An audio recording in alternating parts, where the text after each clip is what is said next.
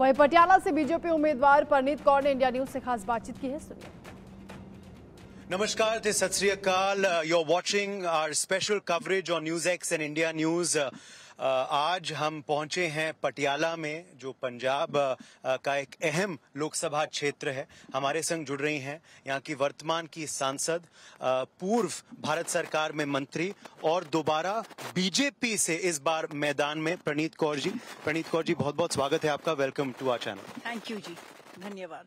पहले तो मैं आपसे पूछना चाहूंगा, बहुत ही लंबा कैंपेन रहा है, आप का सीट जो है बिल्कुल ही आखिरी चरण में है, तो अब तक कैसा चुनाव का प्रचार रहा है, क्या माहौल है यहाँ जमीनी स्तर पर? बहुत ही लंबा रहा है। पहले तो प्रचार होता तो था, पर अब तेजी पकड़ गया लास्ट फेज में, और गर्मी भी तेजी पकड़ गई, आंदोलन भी तेजी पकड़ गए। इस माहौल में पूरी गर्मी है हर एक साइड से, पर प्रचार बढ़िया चल रहा है। क्या अंतर आपको लग रहा है, क्योंकि आप पहले तो बहुत चुनाव लड़ी हैं, मगर ये पहली बार है कि आप बीजेपी के साथ चुनाव लड़ रही हैं, तो ऑन ग्राउंड अनुभव इस पार्टी में कैसा रहा है अब तक? देखो, बीजेपी का अलायंस था अकाली दल के साथ। ये मालवा बेल्ट जो है, इसमें अकालियों ने डोमिनेशन की। सो बीजेपी के कार्यकर्ता थे, पर वो इतने लोगों के साथ बाहर जाना, स्पेशली गांव में, वो उनका नहीं था। तो दायरा थोड़ा उनका शहर में था, गांव में थोड़ा थोड़ा था। तो इसलिए हमें बहुत ज़्यादा मेहनत करनी पड़ रही है। पर क्योंकि मोदी जी और राम मंदिर का बहुत प्रभाव है लोगों पर, उसके साथ हमें अच्छा हुआ। वैसे 1 साल से काम कर रहे हैं, मैं भी काम कर रही हूँ कि हम अपना केडर क्रिएट करें। तो अब काफ़ी हो गया, बाकी की होने वाला है, और मुझे पूरा विश्वास है कि 2027 में बीजेपी का केडर बहुत मजबूत बन जाएगा और फिर बीजेपी की सरकार आ सकती है पंजाब में। अभी प्रधानमंत्री नरेंद्र मोदी भी आए, इनफैक्ट उन्होंने पंजाब चुनाव का आगाज पटियाला से किया, आपके लिए वो प्रचार करने आए। क्या उसका इम्पैक्ट रहा है यहाँ के क्षेत्र पर? उनका बहुत बढ़िया इम्पैक्ट रहा है।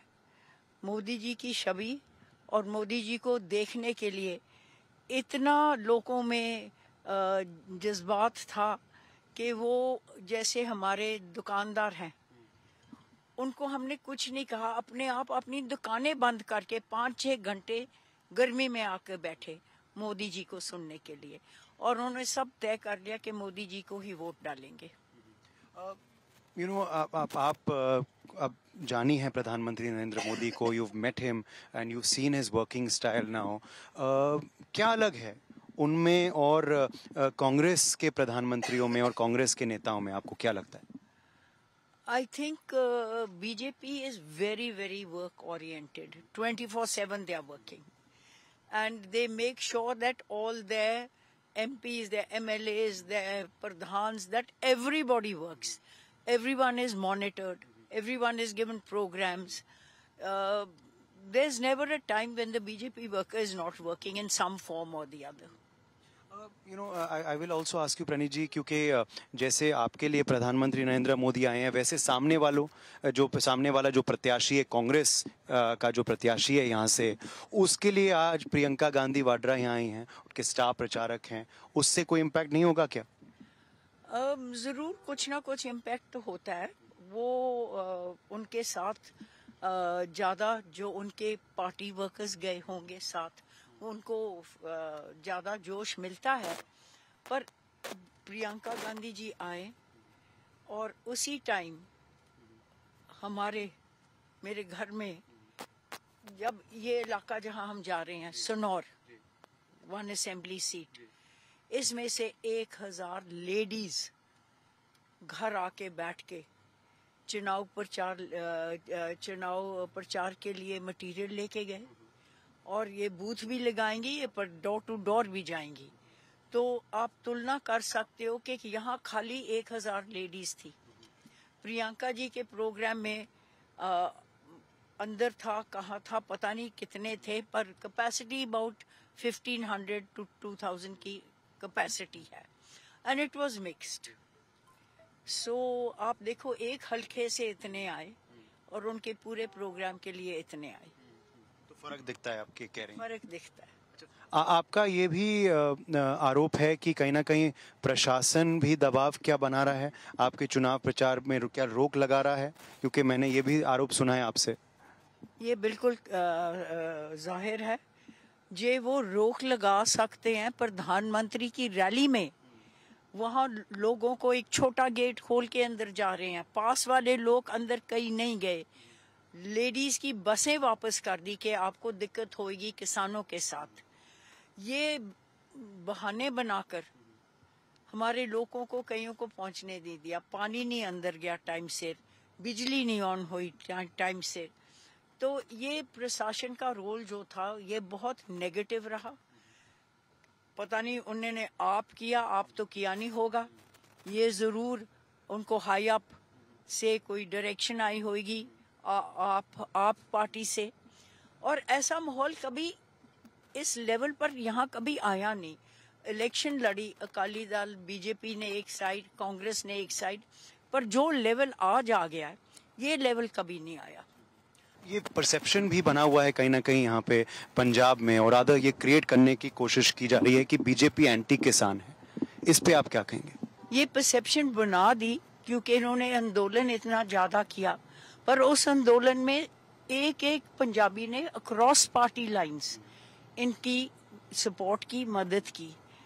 पर जब प्रधानमंत्री ने देखा और उसकी रियलाइजेशन आई कि हाँ ये असली किसान की ठीक है, तो तीनों लॉज वापस ले लिए, उन्होंने अपोलोजाइज भी कर दिया।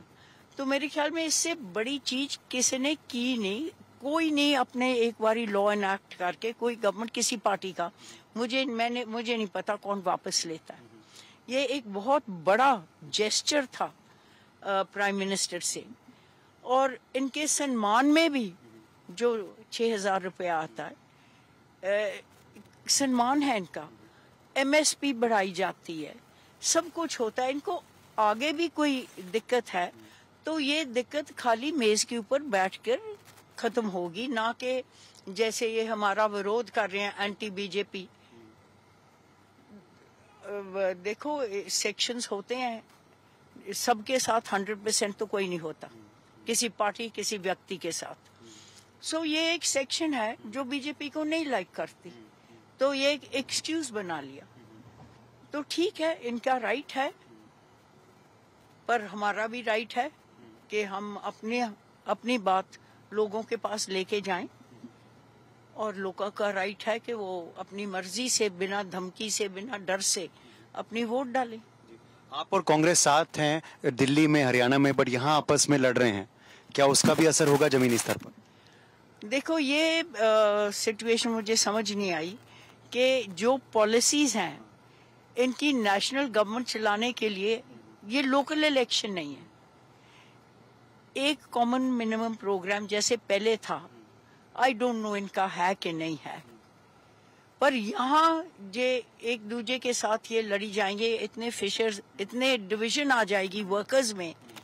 ऊपर वाले तो ठीक है, पर जो ये क्रिएट कर देंगे वर्कर में, वो बहुत मुश्किल होगा वर्कर को रिकंसिलिएट करने के लिए। और आप वालों ने वहाँ तो कहते हैं चलो दिल्ली में हमारे साथ ये हो रहा है वो हो रहा है, उससे डबल यहाँ कर रहे हैं। और यहाँ खाली लीडर से नहीं कर रहे, यहाँ नीचे सरपंच तक जा रहे हैं। जो इनके साथ नहीं जा रहा उसके 10 साल के खाते खोल रहे हैं, उस पर विजिलेंस दे रहे हैं। तो एक माहौल, अच्छा माहौल नहीं है। धर्मवीर गांधी जो आपके सामने हैं, तो 19 में आप जीती थी मगर 14 में उनसे ही हारी थी, चीजें क्यों बदली हैं अब 24 में, 10 साल बाद? वो तो 5 साल बाद ही बदल गई थी। उनको मैं हारी थी, मैं उनसे 20,000 से, जब आसपास में तीनों और जो आपके थे वो 2-2 लाख से जीते थे। तो उसके बाद धर्मवीर गांधी जी का